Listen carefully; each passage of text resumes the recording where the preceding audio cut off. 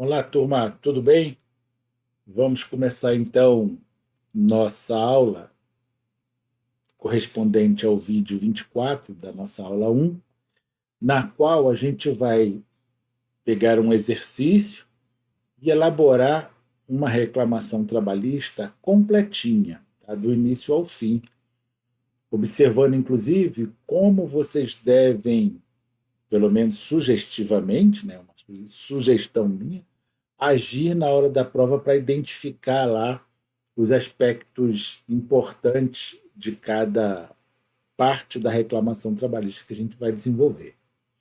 Então vamos lá, vamos à prática, né? Tenho um exercíciozinho aqui, ó, que vai juntamente com o material para vocês. Aí, sinceramente, eu gostaria que vocês parassem depois o vídeo, mais ou menos aqui, e tentassem primeiro fazer essa reclamação trabalhista completinha, para depois ver como é que ficou aqui a minha correção, tudo bem? Ou como é que ficaram as minhas sugestões para você elaborar essa reclamação trabalhista. Então vamos lá. Nós estamos aqui com o exercício aberto, que diz: Carla Santos Oliveira trabalhava na sociedade empresária Doces de Casa Limitada desde 26 de outubro de 2020, exercendo a função de balconista na unidade do shopping Itamaraty, localizada em Linhares, Espírito Santo, recebendo a quantia de um salário mínimo por mês, tendo sido dispensada sem justa causa em 15 de janeiro de 2025 e recebido no dia seguinte as respectivas verbas rescisórias. Carla trabalhava das 13 às 22h30, com uma hora de intervalo para repouso e alimentação, das segundas-feiras aos sábados.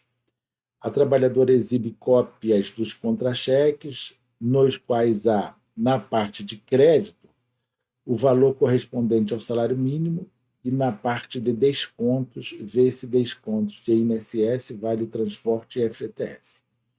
Elabore a peça prático-profissional que melhor defenda os interesses de Carla, sem usar dados ou informações que não estejam no enunciado. A peça deve abranger todos os fundamentos de direito que possam ser utilizados para dar respaldo à pretensão, que é o pedido. A simples menção ou transcrição do dispositivo legal não confere pontuação. Nos casos em que a lei exigir liquidação de valores, não será necessário que o examinando a apresente, admitindo-se que o escritório possui setor próprio ou contratado especificamente para tal fim. Ou seja, você nunca precisa colocar valor, né?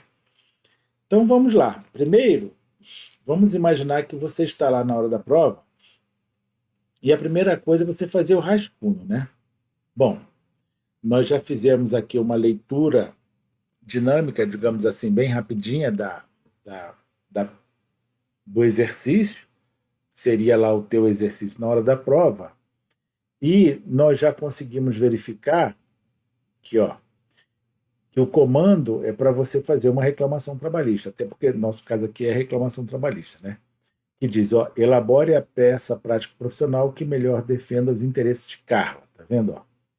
Então, a única coisa que a gente pode defender aqui a favor de Carla é direitos trabalhistas que não foram cumpridos pelo empregador e que constam, né, que estão representados aqui por essa parte. Ó. O trabalhador exibe cópias dos contra-cheques nas quais há, na parte de crédito, ou seja, na parte do que ela recebeu, o valor correspondente ao salário mínimo. E, ou seja, não tem mais nenhum valor que lhe tenha sido pago pelo empregador. Mas a gente vai começar, obviamente, a peça pelo endereçamento. Então, a primeira parte que a gente vai colocar aqui, ó, como se você estivesse lá na hora da prova, preenchendo lá no teu rascunho. O rascunho não é rascunho, tá? Como muitas vezes vocês estão acostumados a fazer, que é fazer tudo bonitinho e depois passar limpo. Não, rascunhos são só lembretes. Então, por exemplo, em relação ao endereçamento. Aí você vai colocar aqui, assim, lá na hora da coisa, ou simplesmente pode abreviar, né? Você sabe que aqui é o endereçamento. seja, para onde a gente vai endereçar essa reclamação trabalhista? Ó, para a Vara do Trabalho de Linhares, Espírito Santo. Então, a gente já colocou aqui, ó, porque depois eu não vou ficar indo lá e voltando, né? Bom, nós sabemos que é uma reclamação trabalhista, obviamente, podemos até colocar aqui em cima, né? Como se você estivesse colocando lá, tá? Aí nós vamos para a segunda parte, que é a apresentação. Vou abreviar também. O que eu tenho que ver? Primeiro, os dados do reclamante ou da reclamante. Quais são os dados que a gente tem aqui no exercício? Ó? Carla Santos Oliveira. Em relação a ela, o único dado que eu tenho é esse. Tenho mais nenhum dado pessoal, tá vendo? Então eu vou colocar aqui, ó, reclamante, vou abreviar também, tá? Carla Santos Oliveira, tá vendo? Qual é o outro dado que eu tenho em relação a ela? Eu posso fazer alguma coisa assim na dados da reclamante, na hora da prova, né? Dados da reclamante, não tenho mais nenhum. Então eu posso colocar simplesmente assim, ó. Ou dar um risco lá para lembrar que eu não tenho mais nenhum, tá? Vou escrever, só tenho esse, ou nenhum, alguma coisa nesse sentido, tá? Da reclamada, eu acho que é reclamada, não sei se é reclamada ou reclamado, deixa eu ver. Trabalhando sempre doces, Sociedade Empresária Doces, o nome é Doces de Casa, então vou botar reclamada. Aí, doces de casa. Quais são os dados que eu tenho da reclamada? Ó, dados da reclamada. Se eu tivesse algum, obviamente eu iria colocar aqui, ó, para eu não me esquecer na hora de fazer a apresentação. Como eu não tenho nenhum, eu vou colocar aqui nenhum. Só para você entender que eu posso fazer isso de diversos modos. Pronto, os dados que eu tenho para fazer o endereçamento e a apresentação já estão aqui, eu não tenho mais nada. Aí vou para outra parte, né? São das teses. Ó, o que eu tenho em relação às teses? Então vamos lá de novo. Ó. Carla Santos Oliveira trabalhava na Sociedade Empresária Doces de Casa Limitada desde 26 de 10 de 2020, exercendo a função de balconista na unidade do Shopping Itamaraty, localizado em Linhares, Espírito Santo, recebendo a quantia de um salário mínimo por mês, tendo sido dispensada sem justa causa em 15 de janeiro de 2025 e recebido no dia seguinte as respectivas verbas rescisórias. Carla trabalhava, ó, tá vendo aqui, ó, um salário mínimo por mês. Como disse aqui, um salário mínimo por mês, isso aqui, para alguns autores, e para nós também, já que a gente vai adotar esse entendimento, já é o suficiente para pedir gratuidade de justiça. Né? Só que lá, imagina que você está na prova aqui, ó. Quando você se depara com qualquer coisa que envolve uma tese, é como se você fosse fazer o seguinte, ó. Você aqui iria pegar e iria escrever. Deixa eu ver aqui se eu consigo mudar a caneta, a cor da caneta para azul. Seria mais ou menos a tua caneta lá. Você escreveu um aqui, ó. Tá vendo? Então, as teses você tem que numerar para você não se perder. Então, aí você pode, inclusive, fazer um breve resumozinho dela aqui, ó. Então, aqui nós teríamos a tese 1, ó, como se você estivesse lá na tua prova e colocado tese 1. Tá vendo? Aí você colocou o tracinho aqui da tese 1, tá? Então. Eita. Tese 1, tá vendo? Pronto.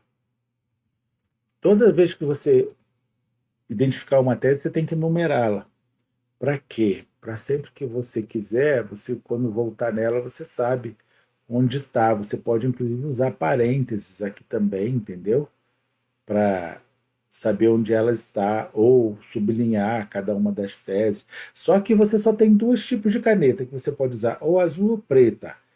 obviamente, como o texto é preto, sugiro que você faça essas pequenas anotaçõezinhas de tese, né? Pode colocar o número 1 aqui também, colocando uma setinha, alguma coisa nesse sentido, para você identificar a localização dentro do exercício. Mas repare que aqui ele fala só que recebia um salário mínimo por mês, ó, e não fala mais nada, não diz que ela não tem condição de pagar as custas. Mas como tem alguns professores que usam, que adotam essa corrente de que sempre que o exercício falar em um salário mínimo por mês, a gente vai entender que isso aqui é uma tese, o que a gente vai fazer? Vai colocar aqui. Vocês vão ver que depois, eu não gosto muito dessa tese, mas o motivo vocês vão entender mais à frente, tá? Dentro desse conceito aqui, de que simplesmente falar que recebia um salário mínimo e meio, dois salários mínimos, já possibilita ali o pedido de justiça gratuita. Bom, daqui a pouco eu chego lá. Então vamos identificar mais tese, ó. Vimos a primeira ali, tendo sido dispensado sem justa causa, aqui não tem nada. Ó. Carla trabalhava das 13 às 22 horas. Opa, 13 às 22 horas, então eu vou ter aqui, ó, deixa eu pegar aqui a canetinha. Para aqui, ó, eu vou ter aqui 8 horas e meia, né? Trabalho todo dia, tá vendo? Então vou ter 8 horas aqui e 30 minutos. Eu estou escrevendo aqui no mouse. Devagarinho eu escrevo. 30 minutos, tá vendo?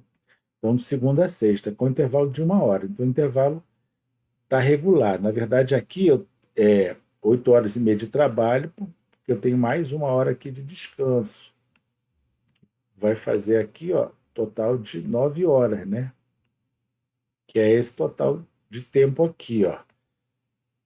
Ó, 13, 14, 15, 16, 17, 18, 19, 20, 21, 22 e 30. Dá 10 horas e 30. Então, não, 14, 15, 16, 17, 18, 19, 20, 21, 22. 9 horas e 30, tá vendo? Ó? Então, eu tenho com o intervalo 9 horas e 30. Tem o intervalo, eu vou ter 8 horas e 30 minutos de trabalho, tá vendo? E esses 30 minutos aqui, por acaso, coincidem com o horário noturno. Ó, então, aqui, o que eu tenho aqui? Que a Carla trabalhava no horário noturno. Ó. Então, aqui eu vou ter uma tese, em princípio, né? Ou, quer dizer, aqui vai ser o número 2, né? O B1 já está lá. E aqui eu poderei ter a, a tese 3, tá vendo? Que é a do adicional noturno.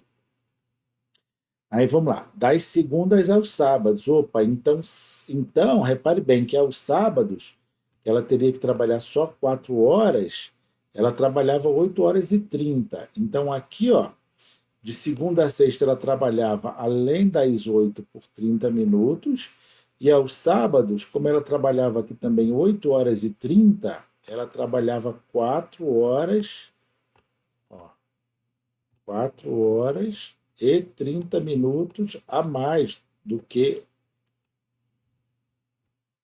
o dia, tá vendo? Então, eu tenho 4 horas e 30 minutos de horas extras aos sábados e eu tenho 30 minutos de segunda a sexta. Ó. No total, eu vou ter, então, 4 horas e 30 minutos correspondente aos sábados, mais 2 horas e meia durante a semana, vai totalizar 7 horas por semana a título de horas extras, tá? E aqui você pode falar das horas extras tanto assim, ó, 30 minutos de segunda a sexta, com mais 4 horas e 30 minutos ao sábado, ou simplesmente 7 horas por semana. Tanto faz, tá? Isso aí tanto faz. Não... A gente depois escolhe, eu vou escolher uma das duas para desenvolver a tese, e você pode desenvolver do outro modo também. Então, repare que aqui eu tenho mais duas teses. Eu tenho a tese das horas extras e tenho a tese do adicional noturno. Então, ó, aqui embaixo eu vou colocar ó, a tese, né? Horas extras. Aí eu vou colocar assim, tá? Você pode colocar 7 horas por semana. É mais fácil, né? Mas aí tem que explicar do mesmo jeito. Vamos botar 30 minutos. Segunda, sexta. E vou colocar 4h30 no sábado. E aí vem a tese aqui, ó. Então essa aqui é a 2, tá vendo? A gente vai colocar aqui, numerar ela como a tese 2, porque lá em cima eu coloquei o número 2 nessa tese, tá vendo? E aqui embaixo eu vou trazer a tese 3. Vou trazer a tese 3 para cá, ó. Vou adicionar no tudo. Tá vendo? Ó? Que é o trabalho das 22 horas às 22h30.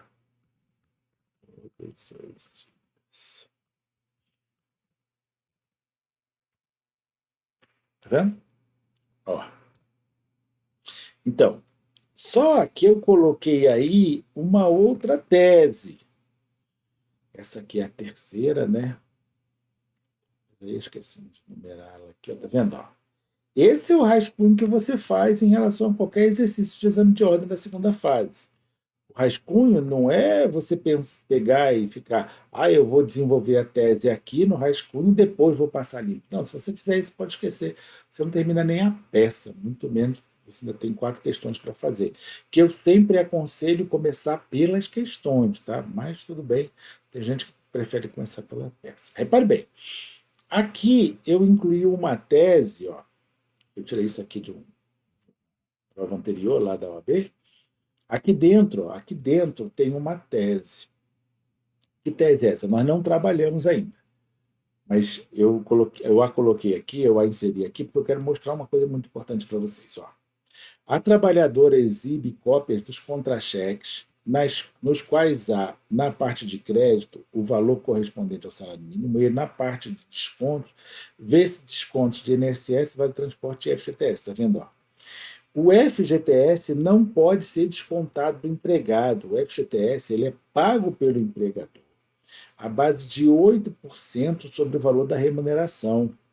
Então, ele não pode ser descontado do empregado. Então, repare bem que nesse nomezinho, ó, essa questão do desconto do FGTS, aqui eu vou ter uma outra tese. Tá vendo? Ó? Vai ser a tese 4. Ó. É isso, tá vendo? Vocês entenderem como é que é essa bagaceira? Ó, eu vou ter a tese 4 aqui. Tá vendo? Desconto indevido por FGTS. Onde está isso? Ó? Então a gente vem aqui, abre aqui a lei 8036, que é a lei do FGTS, que a gente vai achar o fundamento lá, ó. Tá bem aqui no artigo 15. Então, o fundamento do FGTS está aqui no artigo 15, ó, que diz: para os fins previstos nesta lei, todos os empregadores ficam obrigados a depositar até o 20º dia de cada mês, em conta vinculada, que é aberta junto à Caixa Econômica Federal, a importância correspondente a 8% da remuneração paga ou devida no mês anterior a cada trabalhador. Tá vendo? Isso aqui não pode ser descontado do empregador, ou do empregado, perdão. Quem recolhe esse valor como se fosse uma poupança para quando o empregado for dispensado, ele ter esses valores lá resguardados, né, para segurar a sua situação ali até que ele consiga outro emprego, é o empregador. Isso aqui não pode ser descontado do empregado, não há autorização de desconto. Entendeu? Então, repare que aí, ó, a OAB incluiu aqui, isso aqui, lembrando, eu peguei, eu não lembro de que prova, tá?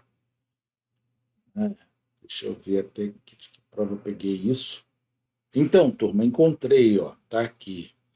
Foi daqui do 27º exame de ordem que eu resolvi pegar esse trechinho, tá vendo aqui, ó, ele escondidinho aqui, ó. Tá aqui, ó. Já na parte de descontos, a INSS, Vale Transporte e FGTS, tá vendo? Dentro dessa informaçãozinha aqui, que parece, né, completamente despretensiosa, eles incluíram essa tesezinha. Eu só copiei e coloquei lá no meu exercício, tá vendo? O que eu trabalho com vocês é basicamente o que normalmente está nas provas do exame de ordem. Mas veja bem, ó, entenderam? Então aqui dentro tem essa tesezinha, olha. Tá? Aí é o desconto indevido do FGTS. Por quê? Aí a gente vai colocar aqui o artigo, ó, 15 da lei número, perdão. Ó, tá aqui o mesmo fundamento, ó, bonitinho, tá vendo? Ó? Ainda tem outros aqui que você poderia usar, mas basta o 15 lá, ó, que diz que é obrigação do empregador fazer o depósito do FGTS e obviamente isso aí é por conta do empregador, não pode haver desconto para o empregado. Então, repare que aqui no nosso exercício eu também coloquei essa tese. Aí você vai perguntar assim, professor, mas sacanagem, por que o senhor colocou essa tese se o senhor não trabalhou ela, né, entre as teses lá para a construção desses elementos essenciais de prática da reclamação trabalhista? Porque repare bem, o que eu estou querendo mostrar para vocês é que fazer as peças é a parte mais fácil do treinamento para o exame de ordem. O mais complicado, e é onde vocês mais têm que trabalhar, é procurar entender o direito material e processual. Porque se você não sabe nada sobre a FGTS, você nunca vai conseguir identificar essa tese. Se você não sabe nada sobre alteração do contrato de trabalho, por exemplo, que às vezes acontece muito lá, teses de contestação, você não vai conseguir identificar a tese. Se você, ou seja, se você não sabe direito material aplicável no caso que está no exercício, você não vai conseguir identificar a tese. Entendeu? Para identificar a tese, você tem que saber o direito material respectivo, sem o qual você não consegue desenvolver uma tese, nem muito menos identificá-la dentro desse emaranhado de teses aqui, ó, que você vai encontrar no exercício. Olha quantas teve nesse exercício aqui, ó. Quer ver? Ó? Uma, duas, três, quatro, cinco, seis, sete, oito, nove. Tá vendo? Ó? 9 teses. Como é que você vai identificar essas teses nessa questão do, do, do exame de ordem aqui, ó, se você não conhece o direito material ou processual aplicável? Vocês devem estar percebendo que desenvolver as teses é fácil. Mais complicado é conseguir identificá-la. Por quê? Porque para conseguir identificá-la, você tem que entender o direito material aplicável, no caso aqui, sobretudo, da reclamação trabalhista. Quando nós chegamos lá em contestação e recurso ordinário, aí sim também existem questões de direito processual que você também tem que saber. Mas na reclamação trabalhista, tirando poucos casos aí, como é o caso da gratuidade de justiça, que está relacionado a uma questão processual também, mas, por exemplo, distribuição por dependência, prioridade e etc., tirando esses poucos casos, basicamente, para a reclamação trabalhista, o que você tem que saber é direito material. Sem saber direito material, a reclamação trabalhista, infelizmente, te derruba na prova da OAB, tá bom? Bem, turma, por hoje o que eu queria mostrar para vocês era exatamente isso e só isso. Eu não quero me estender muito aqui, porque agora nós vamos começar a desenvolver essa peça todinha, ó. Só que eu vou fazer isso no próximo vídeo, ou seja, eu vou dividir esse vídeo 24 em 24.1 e 24.2, tá? Porque senão ele vai ficar muito extenso, ele já deve estar extenso, mas ele vai ficar muito mais extenso se eu fizer agora essa peça, tá bom? Então depois eu mando um outro vídeo, nós já identificamos aqui todas as teses, no qual a gente vai agora passar a desenvolver a peça por inteiro, tá? Então até o próximo vídeo, tchau, tchau.